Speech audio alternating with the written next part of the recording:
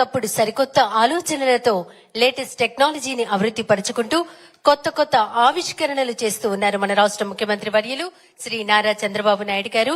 రాష్ట్రానికి ఒక దిక్సూచి, శరవేగంగా అభివృద్ధి పనులు చేస్తూ రానున్న తరాలకు మంచి భవిష్యత్తును, స్వర్ణాంధ్రని అందించడమే లక్ష్యం. అమరజీవి శ్రీ పొట్టి శ్రీరాములు గారి ఆత్మార్పణ దినం సందర్భంగా రాష్ట్ర ముఖ్యమంత్రి వర్యులు శ్రీ నారా చంద్రబాబు నాయుడు గారి సందేశం ఇప్పుడు.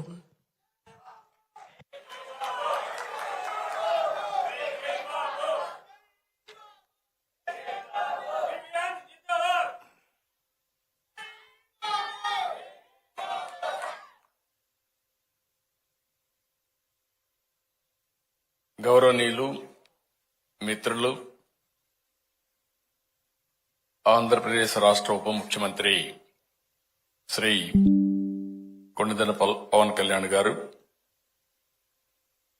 వేదికపైన సహచర మంత్రివర్గ సభ్యులు,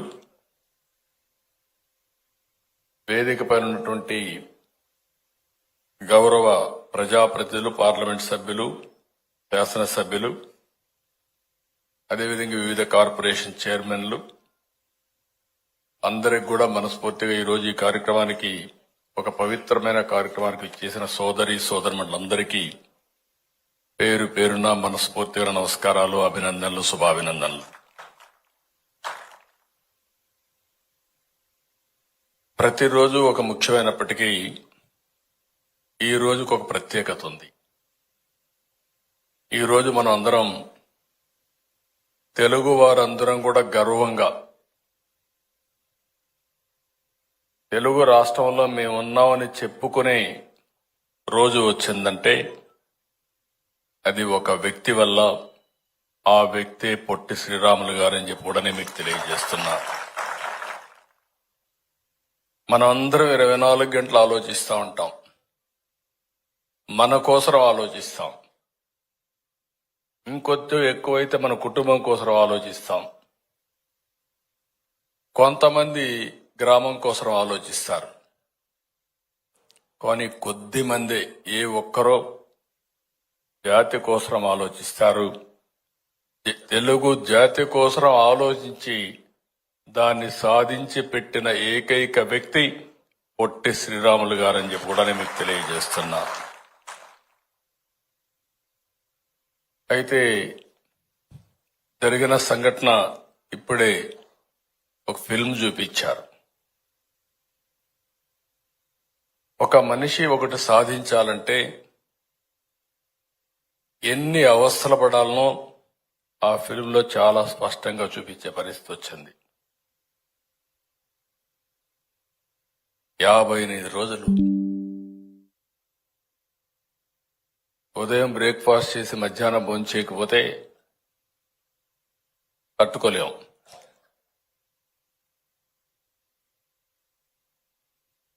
ఈ మధ్య సత్యాగ్రహాలన్నీ చూశాం.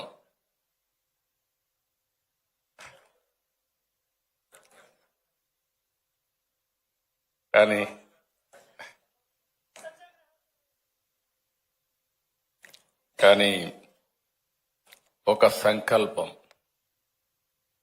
ఆ సంకల్ప సిద్ధి కోసం త్యాగం చేసిన ఏకైక నాయకుడు పొట్టి శ్రీరాములు గారు. అందుకే పొట్టి శ్రీరాములు గారు అమరజీవి అయ్యారు. ఆయన ఆత్మార్పణ ఈరోజు దేశం మొత్తం భాషా ప్రయుక్త రాష్ట్రాల ఏర్పాటుకు దోహదం చేసింది. ఒక వ్యక్తి యొక్క త్యాగం, ఆ త్యాగం కూడా చేయకుండా ఇచ్చుంటే చాలా బాగుండేది. కానీ ఆయన సంకల్పం చూసినప్పుడు మీరు ఎన్ని విధాలా ఇది చేసినా పర్వాలేదు, నా సంకల్పం కోసం ఒకవేళ ఓసారి అనుకుంటాం, బతికుండి సాధించలేకపోతే నేను చచ్చిపోయిన తర్వాత అయినా గుర్తుపెట్టుకుంటారనే ఉద్దేశంతో ఆయన ఆ రోజు త్యాగం చేసి సాధించి పెట్టాడు మనకు. ఓసారి చాలా బాధేస్తుంది అవన్నీ చూసినప్పుడు. మంచి చేస్తే చాలా ఇబ్బందులు కూడా ఉంటాయి. ఆయనకు తప్పలా. కడానాన్ని 58 రోజులు చేస్తే ఒక్క ప్రకాశం పంతిలో ఒకరిద్దరు తప్ప ఎవరు పోలేదంటే, తర్వాత ఆయన చనిపోయిన తర్వాత అంత దారుణంగా చనిపోతే కనీసం ఆయన్ని తీసుకుపోవడానికి మనుషులు రాలేదు, కాడి మొయ్యడానికి మనుషులు రాలేదంటే ఎంత భయంకరమైన పరిస్థితులు ఉన్నాయో మనం గుర్తుపెట్టుకోవాల్సిన అవసరం ఉంది. అలాంటివన్నీ చూసినప్పుడు అలాంటి నాయకుల్ని శాశ్వతంగా గుర్తుపెట్టుకునే విధంగా చేయాలని ఆలోచించినప్పుడు నేను కేబినెట్ లోనే కాకుండా పవన్ కళ్యాణ్ గారు అయితే ఈ స్ఫూర్తిని రాష్ట్రం మొత్తం నింపవలసిన బాధ్యత మనకుందని చెప్పిన మొదటి వ్యక్తి పవన్ కళ్యాణ్ గారు. చాలా స్పష్టంగా అది లేకపోతే జాతి మనుగడే లేదని చెప్పి గట్టిగా చెప్పి మేమందరం కూడా తర్జన భర్జనలు చేశాం. అది కూడా మీరు చూసినప్పుడు ఓసారి చరిత్రలు చాలా జరుగుతూ ఉంటాయి. నేను ఆ విషయాలు కూడా మీకు చెప్తాను. కానీ ఈరోజు ఇంకొక రోజు, ఇంకొక మహోన్నతమైన వ్యక్తి సర్దార్ వల్లభాయ్ పటేల్. వీళ్ళిద్దరిని చూస్తే రెండు కూడా వర్ధంతి రోజు. ఒక పక్క తెలుగు జాతి కోసరం, భాషా ప్రయుక్త రాష్ట్రాల కోసరం ప్రాణం అర్పించేటువంటి వ్యక్తి పొట్టి శ్రీరాములు గారైతే, దేశాన్ని ఐకమత్యం చేయడం కోసం, విలీనం కాకుండా ఐకమత్యం చేయడం కోసం పోరాడిన ఉక్కు మనిషి సర్దార్ వల్లభాయ్ పటేల్ అని చెప్పి కూడా నేను మీకు తెలియజేస్తున్నా. ఆయనలో కూడా మీరు చూసినప్పుడు బ్రిటిష్ వాళ్ళు స్వాతంత్ర్యం ఇచ్చామని దేశం విడిపోయే పరిస్థితి వస్తే ఒక పక్క పాకిస్తాన్, బంగ్లాదేశ్ ఇవన్నీ వచ్చి, ఇంకో పక్క చూస్తే మన దేశంలో కూడా మేము స్వతంత్ర దేశాలుగా ఉంటామని హైదరాబాద్ రాష్ట్రం కూడా ఆ రోజు స్వతంత్ర దేశంగా ఉంటామంటే, కాదు భారతదేశం ఒకటేనని చెప్పి ఎన్నా ఎనకపోయినా మీరు ఉండాలని చెప్పిన ఏకైక వ్యక్తి సర్దార్ వల్లభాయ్ పటేల్. అందుకే ఆయన కూడా ఒక ఉక్కు మనిషిగా మిగిలిపోయే పరిస్థితికి వచ్చారు. ఇంకొక పక్క మన రాష్ట్రానికి వచ్చినప్పుడు ఏం జరిగిందని మనం ఒకసారి ఆలోచిస్తే, ఆ రోజు మొత్తం ప్రెసిడెన్సీ మెడ్రాస్ ప్రెసిడెన్సీ, ఒరిస్సా దగ్గర నుంచి అటు కేరళ వరకు మెడ్రాసే రాజధానిగా ఒక ప్రొవిన్షియల్ ఇదిగా పెట్టి పరిపాలించిన రోజులు. అయితే అందరం మెడ్రాస్ పోయినప్పుడు ఒక్కోసారి తెలుగు జాతికి విచిత్రమైన పరిస్థితులు ఉన్నాయి. ఈరోజు మనందరం గుర్తుపెట్టుకోవాల్సిన అవసరం ఉంది. రాజుల కాలంలో ఎవరు బలవంతులుంటే వాళ్ళు యుద్ధాలు చేసి గెలిచేవాళ్ళు. అక్కడి నుంచి తెలుగు జాతి అనేక సందర్భాల్లో మీరు చూసినప్పుడు విడిపోయింది, కలిసింది, చాలా ఇబ్బందులు పడ్డాం. జాతి ఉనికిని ప్రశ్నార్థకంగా తయారయ్యే పరిస్థితి వచ్చింది. మెడ్రాస్ లో ఉన్నప్పుడు మనకి ఏ పని కావాలన్నా మెడ్రాస్ పోయే పరిస్థితికి వచ్చాం. అలాంటి పరిస్థితుల్లో మీరు చూస్తే మొట్టమొదటిసారిగా గుంటూరులో యువజన నవ్య సాహితీ సమితి మొదటిసారిగా ఏర్పాటు చేసి 1953లో 3 వరకు 50 ఏళ్లు పోరాటం చేశారంటే 50 సంవత్సరాలు పోరాటం చేసిన తర్వాత, పొట్టి శ్రీరాములు గారు ప్రాణత్యాగం చేసిన తర్వాత తెలుగు రాష్ట్రం వచ్చింది, భాషా ప్రయుక్త రాష్ట్రం వచ్చింది. అంటే ఏ విధంగా జరిగిందనేది ఒక ఉదాహరణ. ఈరోజు స్వాతంత్రం కోసం పోరాడారు, మహాత్మా గాంధీ గారు పోరాడారు. ఆయనతో సమానంగా వీరోచితంగా మీరు చూస్తే ఎంతో మంది పోరాడి, కొంతమంది వీరోచితంగా ఒక విధంగా చెప్పాలంటే యుద్ధాలే చేశారు. అల్లూరి సీతారామరాజు గారు చూశాం. ఆయనైతే గిరిజనులందరినీ కలుపుకొని యుద్ధం చేసి కడాన ఈయనుంటే రాబోయే రోజుల్లో పెద్ద ఎత్తున విప్లవం వస్తుందనే ఉద్దేశంతో ఆయన దారుణంగా చంపేసే పరిస్థితికి వచ్చారు. ఇంకొక పక్క మన తెలుగు జాతిని చూస్తే 1912లో గుంటూరు, కృష్ణా, గోదావరి జిల్లాల్లో సంయుక్త సదస్సు పెట్టి నిడదవోల్లో ఆ రోజు పెద్ద మీటింగ్ పెట్టారు.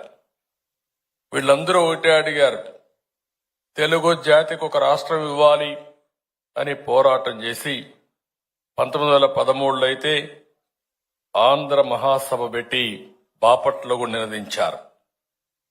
ఒక విషయం మీరు చూసినప్పుడు పట్టాభి సీతారామయ్య గారు ఒక మాట అంటారు, మనకు తమిళ మంత్రులు ప్రత్యేక రాష్ట్రం ఇచ్చే లోపే బ్రిటిష్ వాళ్లే స్వతంత్రం ఇస్తారని చెప్తే కడాన అదే నిజమయ్యే పరిస్థితికి వచ్చింది. మన వాళ్ళు కూడా మనకు సహాయం చేసే పరిస్థితి లేకుండా ముందు ఆయన చెప్పినట్టు బ్రిటిష్ వాళ్ళు ఇచ్చే పరిస్థితికి వచ్చింది. దీంట్లో కూడా చాలా కమిటీలు వేశారు. మీరు అది కూడా గుర్తుపెట్టుకోవాల్సిన అవసరం ఉంది. 1948 మార్చిలో విశాఖపట్నం వచ్చిన నాటి ప్రధానమంత్రి నెహ్రూకి ప్రత్యేక రాష్ట్రం కోసం నిరసన తెలియజేశారు. ఆ సంవత్సరమే జూన్ 17న దార్ కమిషన్ వేశారు. అయితే ఆయన అన్ని తిరిగిన తర్వాత మన వాళ్ళు కొంచెం ఈ చరిత్రలో కొన్ని ఉన్నాయి, విచిత్రమైన సంఘటనలు ఉన్నాయి. దాన్ని మనం కరెక్ట్ చేసుకోకపోతే మనం కూడా ఇబ్బంది పడతాం. దాంట్లో మనం చూస్తే అప్పుడు కూడా సీమాంధ్రలో ఐకమత్యం ఉండేది కాదు. అది చూసి అతను 1945 డిసెంబర్ 10వ తారీఖున ప్రభుత్వానికి రిపోర్ట్ ఇచ్చాడు, ప్రత్యేక రాష్ట్రం అవసరం లేదని. అంటే మన ఐకమత్యమే మనకు శాపంగా మారింది. కడాన పొట్టి శ్రీరాములు గారు త్యాగం చేశారు కాబట్టి, ప్రాణత్యాగం చేశారు కాబట్టి, ప్రజల్లో ఒక విప్లవం వచ్చింది కాబట్టి మనకి ఇది వచ్చే పరిస్థితికి వచ్చింది.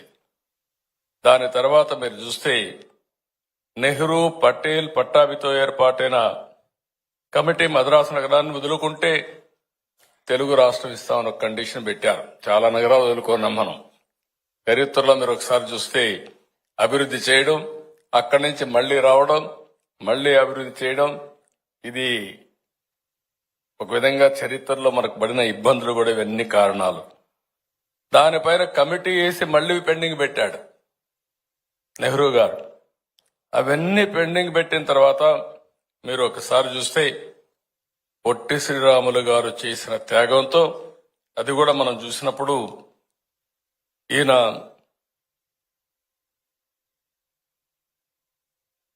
చాలా ఆ వ్యక్తిని గురించి కూడా ఒక్క నిమిషం మనం ఆలోచించుకోవాల్సిన అవసరం ఉంది. 1901 మార్చి 16న మద్రాసులో గురవయ్య, మహాలక్ష్మమ్మ దంపతులకు జన్మించారు పడమటి పల్లిలో. ఆ పల్లి ఇప్పుడు కూడా మీరు చూసినప్పుడు ఆ డీటెయిల్స్ అని చూపించారు కానీ నేను చెప్పలేదు. స్వాతంత్రం కోసం పోరాడాడు. సామాజిక ఉద్యమంలో పోరాడి ఎవరైతే షెడ్యూల్ కులాలున్నారో ఆ రోజుట్లోనే వాళ్ళ హక్కుల కోసం పోరాడినటువంటి ఒక సామాజిక వాది, మానవతావాది పొట్టి శ్రీరాములు గారని చెప్పి కూడా నేను మీకు తెలియజేస్తున్నా. ఆయన ఈ దీక్ష చేస్తే ఆ రోజు నెహ్రూ టెలిగ్రామ్ పంపించాడు దీక్ష విరమించమని. కానీ ఏ మాత్రం కూడా వినకుండా ఆయన చేసిన తర్వాత ఉద్యమం వచ్చింది. ఆ ఉద్యమ ఫలితమే మనకి ఈరోజు రాష్ట్రం వచ్చే పరిస్థితికి వచ్చింది. ఇంకొక పక్కన మీరు చూస్తే ఆయన చనిపోయిన తర్వాత తెన్నేటి విశ్వనాథం శాసన మండలి సభ్యుడు, ఇంకొక పక్క సీతారామయ్య కేంద్ర వైఖరిని తప్పుపడుతూ అప్పుడు రాజీనామాలు చేశారు. దాంతో ఓసారి ఉద్యమాలు చూసినప్పుడు మీరు ఒక విచిత్రంగా ఉంటాయి. ఒక ఉద్యమం చేసేటప్పుడు ఒక్కొక్కరుగా రాజీనామాలు చేసి ఇలాంటి రాజకీయ పరిణామాలు కూడా తోడైతే ఉద్యమం తీవ్రం అవుతుంది. దానివల్ల పాలకులు దిగొస్తారు. ఆ విషయం వారు చేసే పరిస్థితికి వచ్చారు. ఇవన్నీ చేసిన తర్వాత ఉద్యమ తీవ్రతను గుర్తుపెట్టుకొని ఒకటి పొట్టి శ్రీరాములు గారి త్యాగం, తర్వాత ఉద్యమం, ఇవన్నీ గుర్తుపెట్టుకుని 1952 డిసెంబర్ 19న ఆనాటి ప్రధానమంత్రి నెహ్రూ గారు దిగొచ్చి ఆంధ్ర రాష్ట్రం ఏర్పాటు చేస్తామని అనౌన్స్ చేశారు. అది చరిత్ర. అక్కడి నుంచి మీరు చూస్తే రాష్ట్రం వచ్చింది, నాయకులు ఏం చేయాలని ఆలోచించారు, మళ్ళా విడిపోయారు. కమ్యూనిస్టులు విజయవాడ కావాలన్నారు రాజధాని. సంజీవ్ రెడ్డి గారు వీళ్ళంతా కలిసి కర్నూలు కావాలని చెప్పి పట్టుబట్టారు. అదేవిధంగా గౌతు లచ్చన్న వీళ్ళందరూ విశాఖపట్నం కావాలన్నారు. దాంతో కన్ఫ్యూజన్ వచ్చి మళ్ళా కూర్చొని ఆలోచించి ప్రకాశం పంతులు గారు అందరూ కూడా మీరు ఒకసారి చూస్తే కర్నూలు రాజధానిగా, గుంటూరు హైకోర్టు ఏర్పాటు చేస్తామని శ్రీబాగ్ ఒప్పందం చేసుకొని ఇది తాత్కాలికంగా ఉంటుంది. అప్పటికే ఒక పక్క హైదరాబాద్ నుండి కలపాలని చెప్పి ఉద్యమాలున్నాయి కాబట్టి ఆలోచిస్తామని చెప్పి ఆ రోజు తాత్కాలికంగా నిర్ణయం తీసుకొని ముందుకు పోయారు. 11 జిల్లాల్లో ఆంధ్ర రాష్ట్ర ఏర్పాటుకు బిల్లు 1953 ఆగస్టు 10న పార్లమెంట్ ఆమోదించే పరిస్థితి వచ్చింది. అప్పట్లో 11 ఉన్నాయి, తర్వాత 13 జిల్లాలు వచ్చాయి. అయితే ఆయన చనిపోయిన తర్వాత స్వయం పరిపాలన అక్టోబర్ 1వ తారీఖున 1953లో కర్నూలు రాజధానిగా స్టార్ట్ అయింది. అయితే అక్కడి నుంచి మీరు ఒకసారి చూస్తే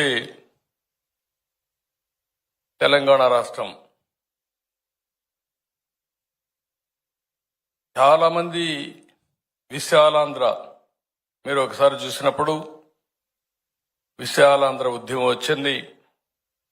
1946 నుంచి తెలంగాణ ఆంధ్ర ప్రాంతాలను కలిపి విశాలాంధ్ర ఏర్పాటు చేయాలని కమ్యూనిస్టులు ఉద్యమం చేయడం, ఇవన్నీ చూసిన తర్వాత 1956 ఫిబ్రవరి 1న ఆంధ్ర రాష్ట్ర అసెంబ్లీకి నాటి ఉప ముఖ్యమంత్రిగా ఉండే నీలం సంజీవ్ రెడ్డి గారు విశాలాంధ్ర తీర్మానాన్ని ప్రవేశపెట్టాడు.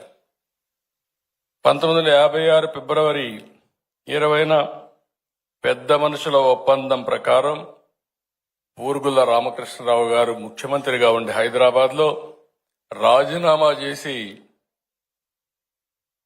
ఆంధ్రప్రదేశ్ రాష్ట్రం కోసం ఆయన ముందుకు వచ్చారు. దాని ఫలితం 1956 నవంబర్ 1న ఆంధ్రప్రదేశ్ రాష్ట్రం అవతరించింది. మొట్టమొదటి ముఖ్యమంత్రి సంజీవ్ రెడ్డి ఆంధ్రప్రదేశ్ రాష్ట్ర ముఖ్యమంత్రిగా ఆయన ప్రమాణ స్వీకారం చేశారు. అంటే మీరు చరిత్ర అంతా ఎందుకు చెబుతున్నారంటే ఇలాంటి సందర్భంలో మనం అందరం కూడా ఆలోచించుకోవాల్సిన అవసరం ఉంది. మళ్లీ 1969లో తెలంగాణ కోసం రాష్ట్ర ఉద్యమం జరగడం, తర్వాత ఇక్కడ జై ఆంధ్ర ఉద్యమం జరగడం, ఇక్కడి నుంచి అనేక ఉద్యమాలు జరిగి తర్వాత ఎన్టీ రామారావు గారు ముఖ్యమంత్రి అయిన తర్వాత తెలుగు వారంతా ఒకటే అని చెప్పే ఉద్యమంతో ఆయన ముందుకు పోవడం, ఫస్ట్ టైం మీరు చూస్తే తెలుగు వారందరినీ గుర్తించే విధంగా ట్యాంక్ బండ్లో విగ్రహాలు పెట్టిన ఏకైక వ్యక్తి నందమూరి తారక రామారావు గారు. ఆ రోజు ఆయన ఆలోచించి పొట్టి శ్రీరాములు గారి త్యాగాన్ని గుర్తుపెట్టుకుని పొట్టి శ్రీరాములు తెలుగు యూనివర్సిటీ ఏర్పాటు చేసిన నాయకుడు ఎన్టీ రామారావు గారు. ఆ తర్వాత నేను వచ్చిన తర్వాత నెల్లూరు జిల్లాకు పొట్టి శ్రీరాములు జిల్లాగా నామకరణం చేసింది తెలుగుదేశం పార్టీ. మళ్లీ నేను మొన్నొచ్చినప్పుడు మీరు చూస్తే ఆయన పుట్టిన ఊర్లో చాలా పెద్ద ఎత్తున కార్యక్రమాలు చేయాలని, వాటర్ ఇవ్వాలని, బ్రిడ్జ్ ఒకటి బంగారుపాలెం అక్కడ ఉండే బ్రిడ్జ్ ఒకటి వేయాలని, ఇంకొక పక్క హై స్కూల్ డెవలప్ చేయాలని, ఒక ప్రాథమిక ఆరోగ్య కేంద్రం కూడా ఏర్పాటు చేసి దాన్ని అంతా కూడా సిస్టమేటిక్ గా చేసి పొట్టి శ్రీరాములు గారు పుట్టిన గ్రామాన్ని అభివృద్ధి చేసి ఒక మెమోరియల్ తయారు చేయాలని పెద్ద ఎత్తున ముందుకు పోతే దాన్ని కూడా తర్వాత వచ్చిన గవర్నమెంట్ క్యాన్సిల్ చేసే పరిస్థితికి వచ్చారు. ఈ రోజు అందుకే ఆమె ఇస్తున్న ఇటీవల కాలంలో విభజన జరిగిన తర్వాత హైదరాబాద్ లో ఉండే పొట్టి శ్రీరాములు గారి తెలుగు యూనివర్సిటీ పేరు మార్చే పరిస్థితికి వచ్చారు. ఈ రోజు హామీ ఇస్తున్నాం, తొందరలోనే పొట్టి శ్రీరాములు పేరుతో తెలుగు యూనివర్సిటీ ఏర్పాటు చేస్తాం.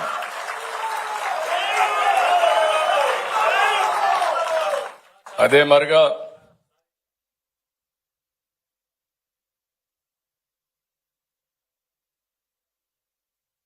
ఓకే చెప్తాను. అదే విధంగా ఈరోజు మీరు గుర్తుపెట్టుకోవాల్సింది, రాష్ట్ర ప్రజలందరూ కూడా గుర్తుపెట్టుకోవాలి, రాజకీయాల కోసం ఎప్పటికప్పుడు ఇవన్నీ కూడా కన్ఫ్యూజ్ చేస్తా ఉంటారు. 1953 అక్టోబర్ 1 ఆంధ్ర రాష్ట్రం ఏర్పడింది. 1956 నవంబర్ 1 ఆంధ్రప్రదేశ్ రాష్ట్రం ఏర్పడింది.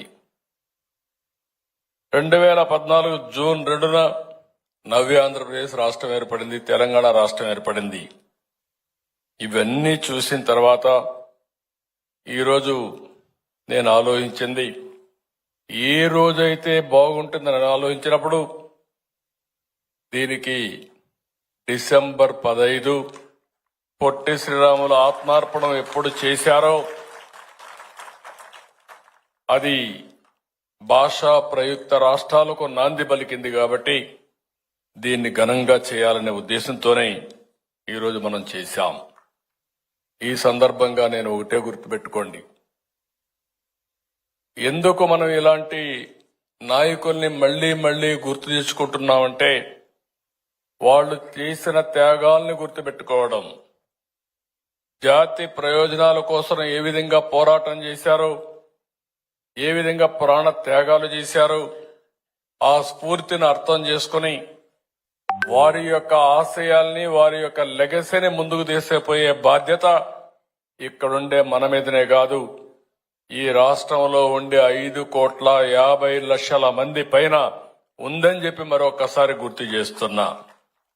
అందుకే ఇప్పుడే మిత్రులు చెప్పారు, పవన్ కళ్యాణ్ గారు, మేమేదో ఇక్కడ రాష్ట్రంలో మాటలు చెప్పడానికి లేవు. ఈరోజు మీరు చూశారు, తెలుగు జాతి అనేక సమస్యల చరిత్రలో ఎదుర్కొనింది. మెడ్రాస్కి వెళ్ళాం, హైదరాబాద్కి వెళ్ళాం, మళ్ళా విజయవాడకు వచ్చాం, అమరావతికి వచ్చాం. ఇలాంటి సమస్యలు వచ్చాయి. అంత మునుపు కూడా సమస్యలు వచ్చాయి.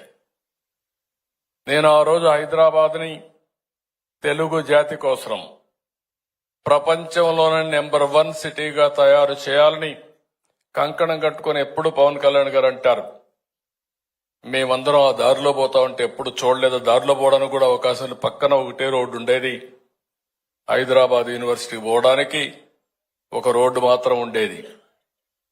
అలాంటిది కొండల్లో గుట్టల్లో మీరు సైబరాబాద్ నగరాన్ని మీ విజన్ లో చూశారు. ఈరోజు అది నెంబర్ 1 సిటీ అయిందంటే అది మీ విజన్ అని చెప్పి వారు ఎప్పుడు అంటా ఉంటారు. ఈరోజు నేను ఒకటే ఆలోచిస్తున్నాను, చాలా మంది విమర్శించే వాళ్ళు ఉంటారు. ఈరోజు మీరు ఒక్కసారి చూసినప్పుడు భారతదేశంలో ఒకప్పుడు తిండి కూడా లేకుండా కరువు వస్తే ఎన్నో సమస్యలు వచ్చేటివి.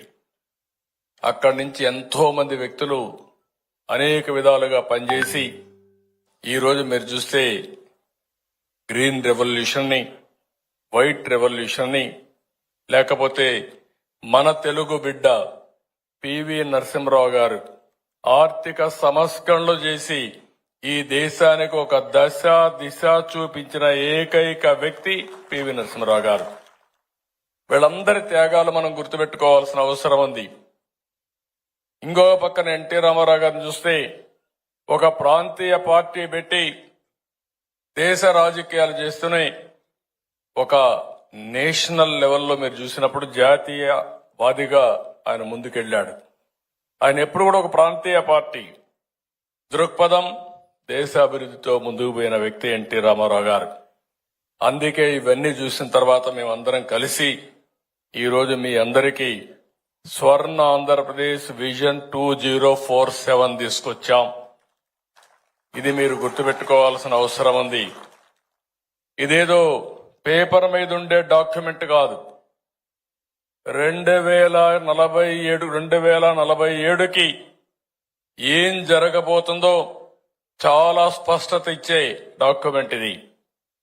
ఇది ఒక వ్యక్తి కోసరం కాదు, ఒక కులం కోసరం కాదు, ఒక మతం కోసరం కాదు, ఒక కుటుంబాని కోసరం కాదు. కొంతమంది కుటుంబాల కోసం కాదు. ఇది తెలుగుదేశం ఆంధ్రప్రదేశ్ రాష్ట్రంలో ఉండే ప్రతి ఒక్క వ్యక్తికి, ప్రతి ఒక్క కుటుంబానికి, ప్రతి ఒక్క ప్రాంతానికి ఏం చేయబోతామో, 23 సంవత్సరాల్లో ఏం చేయబోతున్నాం, ప్రతి ఒక్క సంవత్సరం ఏం చేయబోతున్నాం, మీ జీవితాల్లో మార్పు ఏ విధంగా తీసుకురావాలనేది చాలా స్పష్టంగా మీకు ఇచ్చే హామీ, మీకు చేసే పనులని చెప్పి కూడా నేను మీకు తెలియజేస్తున్నా. మేము ఒకటే ఆలోచిస్తున్నాం. ఈరోజు సమాజం, ఈ రోజు మేమేం చేయగలుగుతాం చాలా స్పష్టంగా చెబుతున్నాం. ఈ రోజు మిమ్మల్ని అందరినీ ఆనందంగా పెట్టడం మా ఉద్దేశం. రెండోది, రేపు మీరు ఒక భరోసాతో, ఒక నమ్మకంతో మీరు ముందుకు ఒక ఆశ, మాకు నమ్మకం ఉంది రేపు ఇంకా మెరుగైన రోజు వస్తుందని చెప్పడం. ఈ రోజు ఒక్క విషయం మీరు గుర్తుపెట్టుకోవాలి.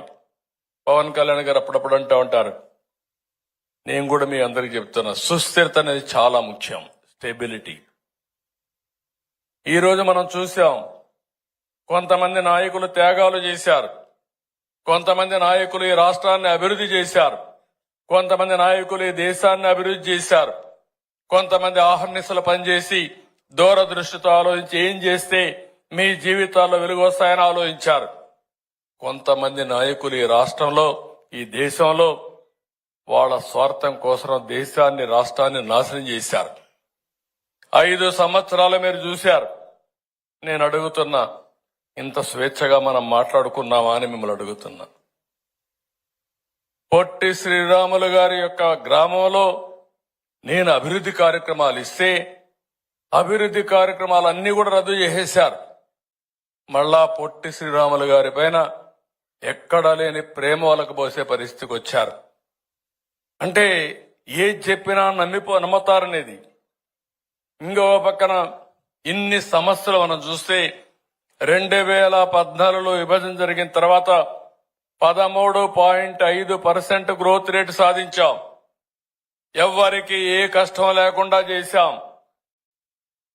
2019లో వచ్చిన ప్రభుత్వాన్ని మీరు చూస్తే 3 రాజధానులనే పేరు పెట్టి ప్రపంచంలో ఎక్కడా జరిగిన దానికి అమరావతి పైన కక్ష కట్టి అమరావతిని విధ్వంసం చేసి పోలవరాన్ని కూడా నాశనం చేసి రాష్ట్రాన్ని తిరోగమనం వైపు నడిపించే పరిస్థితికి వచ్చారు. అంటే ఇది చూస్తే బాధేస్తుంది. విభజన వల్ల నష్టం జరిగింది. విభజన అంటే కూడా 19లో వచ్చిన ప్రభుత్వం వల్ల ఈ రాష్ట్రానికి ఎక్కువ నష్టం జరిగింది. ఈ విషయం మీరు గుర్తుపెట్టుకోవాల్సిన అవసరం ఉంది. 6 నెలలుగా కష్టపడుతున్నాం. 6 నెలల్లో మీరు చూస్తే ఎప్పుడొచ్చినా నాకు ఒకటే గుర్తొస్తుంది. ఈ దేశం కోసం పోరాడిన నాయకులు గుర్తొస్తారు, త్యాగాలు చేసిన నాయకులు గుర్తొస్తారు.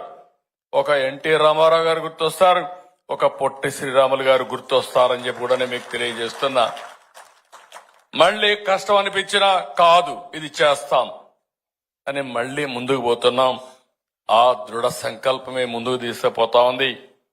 నా ఆలోచన ఒకటే, నేను చాలా స్పష్టంగా విజన్ లో కూడా చెప్పాం. మేము వెల్తీ, హెల్తీ, హ్యాపీ సొసైటీయే మా లక్ష్యం. సంపద అనేది కొంతమందికి పరిమితం కావడం కాదు, ప్రతి ఒక్క కుటుంబానికి రావాల్సిన అవసరం ఉంది. ప్రతి ఒక్క కుటుంబం జీవన ప్రమాణాలు మెరుగుపడాలి. ఆ జీవన ప్రమాణాలు మెరుగుపడి వారు కూడా ఆదాయాన్ని పెంచుకునే మార్గం, ఆరోగ్యంగా ఉండే మార్గం, ఆనందంగా ఉండే విధానానికి రూపకల్పనే విజన్ 2047 అని చెప్పి కూడా నేను మీకు తెలియజేస్తున్నా. ఇందులో ప్రతి ఒక్క కుటుంబానికి న్యాయం చేస్తాం. మేము న్యాయం చేస్తామంటే మీరు ఏమాత్రం ఆలోచించకుండా ఇంట్లో పడుకుంటే కరెక్ట్ కాదు, అది కూడా చెప్తున్నా. లేకపోతే ఎవడో కుట్రలు చేస్తే ఆ కుట్రల్లో మీరు కూడా భాగస్వాములు అనేది కూడా కరెక్ట్ కాదు. ఏమైందో మీరు చూశారు. 19లో ఎత్తున చేయి పెట్టి తర్వాత ఏం జరిగిందో మీరే చూశారు. మీ ఆస్తులే రాయించుకునే పరిస్థితికి వచ్చారు. నేను అందుకనే మిమ్మల్ని కోరేది, ఓసారి జ్ఞాపకం ఉండాలి. ఒక పొట్టి శ్రీరాములు గారిని గుర్తుపెట్టుకోవడమే కాదు, ఒక సర్దార్ వల్లభాయ్ పటేల్ను గుర్తుపెట్టుకోవడం కాదు, 1924లో జరిగిన పరిపాలన కూడా ఒకసారి గుర్తుపెట్టుకుంటే వాళ్ళ త్యాగాలు ఏ విధంగా మనకు ఉపయోగపడ్డాయి, ఇలాంటి వాళ్ళ వల్ల నరకాన్ని ఎట్లా అనుభవించామో ఒక్కసారి గుర్తుపెట్టుకుంటే మీకే కాదు నాకు దప్పలా, మా పవన్ కళ్యాణ్ గారికి కూడా దప్పలా. కొంతవరకు అందరం బాధితులమే. 32,000 కోట్లు పెంచి ఇప్పుడు కూడా చెప్తున్నా, మళ్ళీ వాళ్ళు చేసిన పాపాలు ఎంతంటే 1,25,000 కోట్ల రూపాయలు అప్పు చేశారు. కడాన నాకు దిక్కుదోచిన పరిస్థితుంది. ఇప్పుడు కూడా నా అనుభవం అంతా కూడా అప్పుడప్పుడు పవన్ కళ్యాణ్ గారు అంటారు, మిత్రుడు అంటారు, మీకు చాలా అనుభవం సార్ అంటాడు, చాలా ఓపిక కూడా ఉంది అంటాడు. ఓపిక ఉంది, అనుభవం ఉంది, కానీ నాలాంటి వాడికి కూడా ఏం చేయాలని అర్థం కాని పరిస్థితుందంటే, ఇంకో పక్క మీరు ఒక్కసారి చూస్తే కేంద్రంలో కూడా మన పరపతి పెరిగింది కాబట్టి కనీసం అప్పుడప్పుడు ఆక్సిజన్ ఇస్తున్నారు, లేకుంటే అది కూడా లేదు. చాలా ఇబ్బందులు వచ్చేటివి. ఈరోజు అమరావతి పని ప్రారంభమైన, పోలవరం పని ప్రారంభమైన, గుంతలబడిన రోడ్లకు మళ్లీ గుంతలు పూడ్చే కార్యక్రమం ప్రారంభించిన, అన్నా క్యాంటీన్ పెట్టిన, దేశంలో ఎక్కడా ఇవ్వని విధంగా 4,000 రూపాయలు పెన్షను, 6,000 రూపాయలు పెన్షను, ఇంకో పక్క 10,000, 15,000 ఇస్తున్నాం. అది మాకుండే హ్యూమన్ యాంగిల్. నేను గాని ఈ వేదిక పై నుండే మేమందరం కూడా ఒకటి ఆలోచిస్తున్నాం, ఇంకా పేదవాడికి ఏ విధంగా న్యాయం చేయగలుగుతాం, పిల్లల్ని ఏ విధంగా బాగా చదివించగలుగుతాం, మీ భవిష్యత్తులో పెను మార్పులు తీసుకొచ్చి మీరు ఆనందంగా ఏ విధంగా ఉండాలనో అదే ఆలోచిస్తున్నాం తప్ప ఇంకోటి కాదని చెప్పి కూడా నేను మీకు తెలియజేస్తున్నా. ఇబ్బందులు తాత్కాలికం. త్యాగాలు చేసిన నాయకులను చూసినప్పుడు ఈ ఇబ్బందులు అధిగమించడం కష్టం కాదు, తాత్కాలికంగా ఉంటాయి. కష్టపడతాం, శ్రమ చేస్తాం, దీన్ని అధిగమిస్తామని చెప్పి నేను మీకు తెలియజేసుకుంటూ, రాబోయే సంవత్సరం ఎందుకు ఇవన్నీ చెప్తున్నానంటే, మంచిని గుర్తుపెట్టుకోవాలా, చెడును కూడా ఒక పక్కన మైండ్లో గుర్తుపెట్టుకోవాలా. ఒక పొట్టి శ్రీరాములు గారిని గుర్తుపెట్టుకోవాలి, ఒక మహాత్మా గాంధీని గుర్తుపెట్టుకోవాలి, ఒక సర్దార్ వల్లభాయ్ పటేల్ను గుర్తుపెట్టుకోవాలి, ఒక ఎన్టీ రామారావు గారిని గుర్తుపెట్టుకోవాలి, ఇంకో పక్క చెడు చేసిన వ్యక్తుల్ని గుర్తుపెట్టుకోవాలి. మీరు గుర్తుపెట్టుకోలేదనుకోండి, మళ్ళీ కాబట్టి నేను అందుకే చెప్తున్నా, అది చేసినప్పుడే మన నాయకులకి మనం నివాళులర్పించినట్టు అవుతుంది. వచ్చే ఏడాది 2025 మార్చి 16 నుంచి 125వ జయంతి ప్రారంభమవుతుంది పొట్టి శ్రీరాములు గారిది. దీన్ని ఘనంగా చేద్దాం. నేను ముందే చెప్పాను, పొట్టి శ్రీరాములు గారి యూనివర్సిటీ పెడతామని. అదే కాకుండా ఇంకొక పక్కన తెలుగు యూనివర్సిటీ పెడతాం, ఇంకో పక్క ఇక్కడనే మీరు మిత్రులు చెప్పారు, ఏదైతే అమరావతిలో మెమోరియల్ పెట్టి అక్కడ ఒక విగ్రహం పెట్టి పొట్టి శ్రీరాములు గారు చేసిన త్యాగాల్ని గుర్తుపెట్టుకునే విధంగా ఏం చేయాలో అవి కూడా చేస్తాం. అదే సమయంలో పొట్టి శ్రీరాములు గారు పుట్టిన గ్రామాన్ని అభివృద్ధి చేసి ఆయన ఆ రోజు ఉన్నటువంటి ఇంటిని కూడా ఒక మెమోరియల్ గా తయారు చేసి శాశ్వతంగా గుర్తుపెట్టుకునే విధంగా చేస్తామని చెప్పి కూడా నేను మీకు తెలియజేస్తున్నా. ఇవన్నీ మనం చేసి ముందుకు పోయే సమయంలో మళ్లీ రాష్ట్రం నుండి అందరిని కోరుతున్నా, నా ఆలోచన 2047కి అంటే 100 సంవత్సరాలు స్వాతంత్రం వచ్చిన సందర్భం. ఆ రోజుటికి ఈ రాష్ట్రంలో ప్రతి ఒక్కరి ఆదాయం దగ్గర దగ్గర $42,000 అన్నాను. $42,000 అంటే ఇప్పుడు $3,000 ఉంది. 3,000 అంటే 2,50,000. రేపు 42,000 అంటే ఈ లెక్కన వేసుకుంటే దగ్గర దగ్గర 20 నుంచి 30 లక్షల ఆదాయం ఉండాలి ప్రతి ఒక్క కుటుంబానికి. ఇంకా ఎక్కువ ఉండాలి. అలాంటి ఎందుకు ఈ విషయం కూడా చెప్పానంటే, ఈరోజు మన వాళ్ళు ఉన్నారు, చాలా మంది నన్ను అప్పుడప్పుడు అంటా ఉంటారు, మీరు ఎప్పుడు మాట్లాడుతూ ఉంటారు కానీ ఇవన్నీ ఎందుకు మీరు రెస్ట్ తీసుకోవాలని కూడా మాట్లాడుతూ ఉంటారు. మీరు ఒకసారి తృప్తి అనమాట. 25 ఏళ్లకు మునుపు, ఏదో 100 ఏళ్లకు మునుపు కాదు, 25 సంవత్సరాల కంటే ముందు నేను ఐటీని ప్రారంభించాను. నేను గర్వంగా చెప్తున్నా, ఈ దేశంలో ఐటీ గురించి మాట్లాడుతున్న ఏకైక నాయకుడు నేనే, కంటిన్యూగా రాజకీయాల్లో. దాని విలువ గాని దాని భవిష్యత్తును గాని నేను గుర్తుపెట్టుకున్నాను. అందుకే మిమ్మల్ని అందరినీ కోరుతున్నా, భవిష్యత్తులో శారీరక కష్టం చేయడం కాదు, ఒకప్పుడు మడకలు దున్నేవాళ్ళం, పెద్ద ఎత్తున మోసేవాళ్ళు, ఇప్పుడు అన్ని కూడా పోయినాయి. సెల్ ఫోన్ ఉంటే చాలు అన్ని ఆపరేషన్లు అన్ని అయిపోతున్నాయి. ఒకప్పుడు రాసి అలిచిపోయేవాళ్ళు లెక్కలు, ఇప్పుడు ఆ లెక్కలు కూడా అక్కర్లా, ఊరికే క్లిక్ చేస్తే చాలు రికార్డులన్నీ వచ్చేస్తాయి.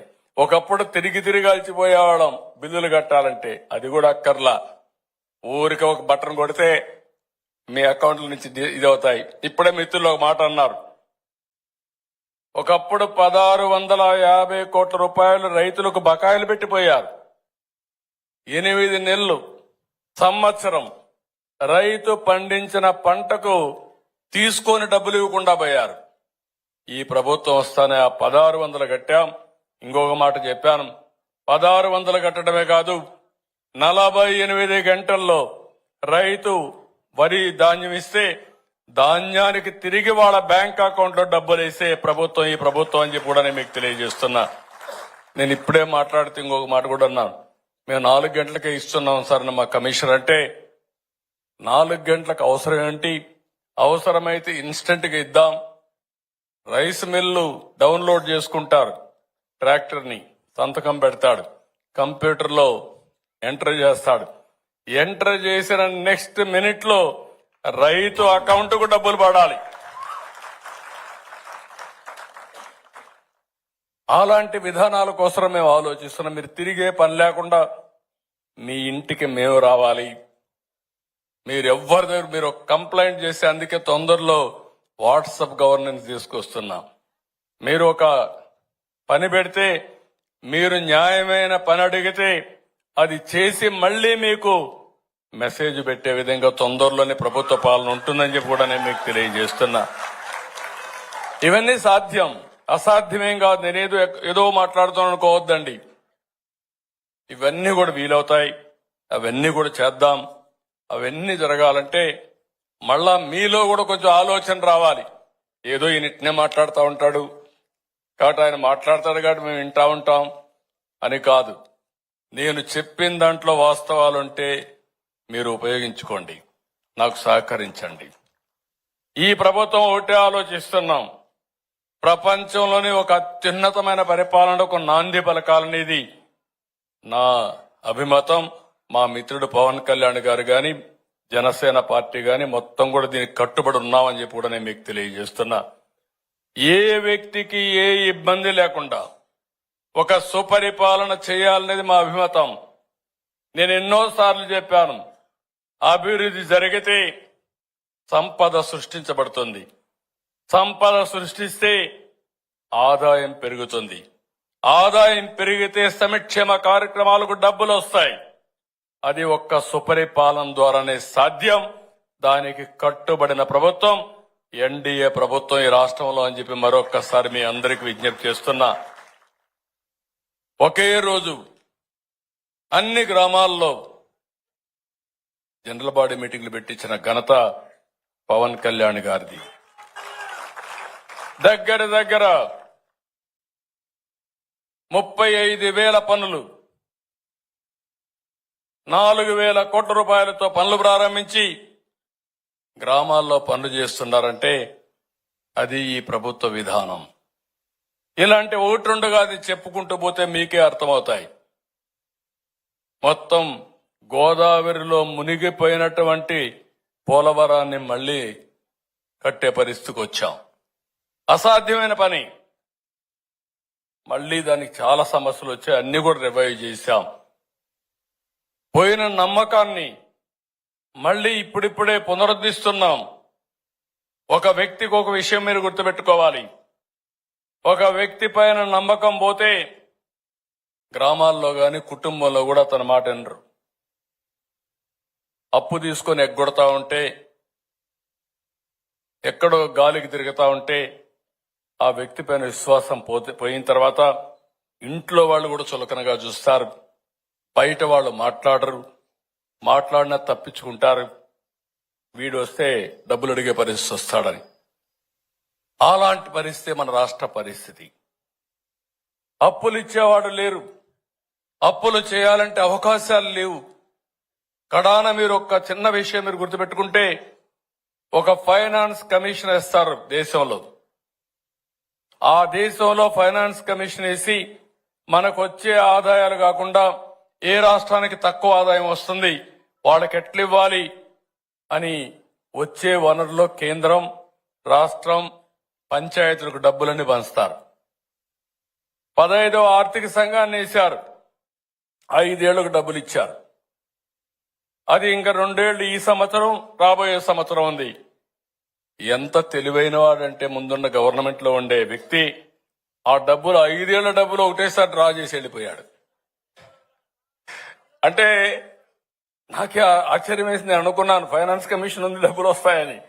మా వాళ్ళు అడిగితే, సార్ 2 సంవత్సరాల డబ్బులు కూడా డ్రా చేసుకొని పోయారు, అది కేంద్రం ఇచ్చేశారు, వాళ్ళని కూడా మెప్పిలు తెచ్చేసాడు, అయిపోయింది సార్, ఇంకేం ఆ డబ్బులు ఏమి రావు మనకని. అంటే 2 ఏళ్లు కూడా వచ్చే డబ్బులు రాని పరిస్థితి వచ్చేసింది. అన్ని దొంగ పిల్లలే, దొంగ బుద్ధులే.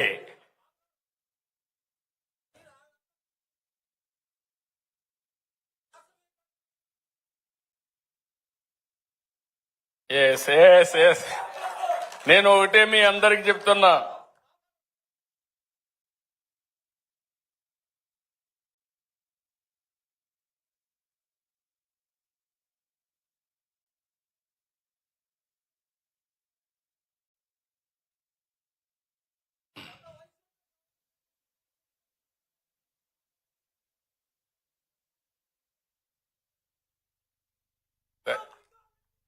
Thank you.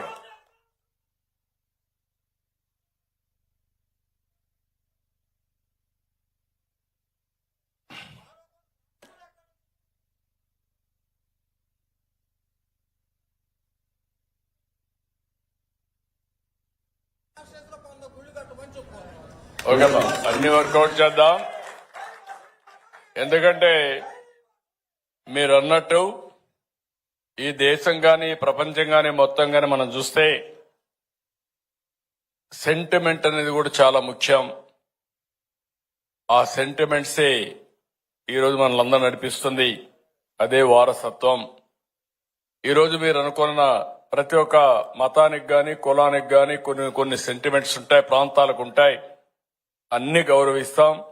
ఏ విధంగా అందరి అభిప్రాయాలు తీసుకుని మీ మనోభావాలకు అనుగుణంగా ఈ ప్రభుత్వం ముందుకు పోతుందని మరొక్కసారి మీ అందరికీ హామీ ఇస్తూ, ఒక మహనీయుడికి ఈరోజు నివాళులర్పించడానికి మనం సమావేశమయ్యాం. ఒక విధంగా ఆలోచిస్తే నా పూర్వ జన్మ సుకృతంగా భావిస్తున్న పొట్టి శ్రీరాములు గారు చేసిన త్యాగానికి తగిన విధంగా గుర్తింపు ఇచ్చే విధంగా నేను గాని మా మిత్రులకు గాని అవకాశం రావడం మా అదృష్టంగా భావిస్తూ, రాబోయే సంవత్సరం పెద్ద ఎత్తున ఈ కార్యక్రమాలు చేసి శాశ్వతంగా ప్రతి ఒక్క వ్యక్తికి పొట్టి శ్రీరాములు గారు చేసిన త్యాగాన్ని తెలిసే విధంగా, స్ఫూర్తిదాయకంగా ముందుకు పోయే విధంగా కార్యక్రమాలు చేపడతా అని చెప్పి తెలియజేసుకుంటూ, ఇక్కడికి వచ్చిన మీకు, ఈ రాష్ట్ర ప్రజలందరికీ కూడా మనస్ఫూర్తిగా ధన్యవాదాలు తెలియజేసుకుంటూ సెలవు తీసుకుంటున్నా. జై హింద్.